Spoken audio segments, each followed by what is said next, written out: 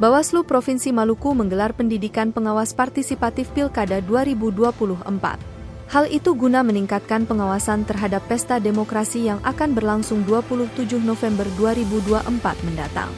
Ketua Bawaslu Maluku, Subair mengatakan, peserta yang mengikuti kegiatan dimaksud berasal dari latar belakang mahasiswa dari 4 kabupaten kota di Maluku, yakni Kabupaten Kepulauan Tanimbar, Kepulauan Aru, Maluku Barat Daya, dan Kabupaten SBT.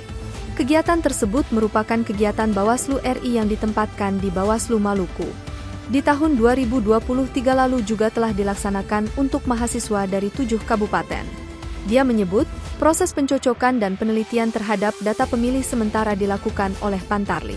Dan Bawaslu sebagai lembaga yang diberikan kewenangan untuk mengawasi seluruh tahapan pemilu, maka proses coklit ini masuk dalam tahapan krusial bagi Bawaslu.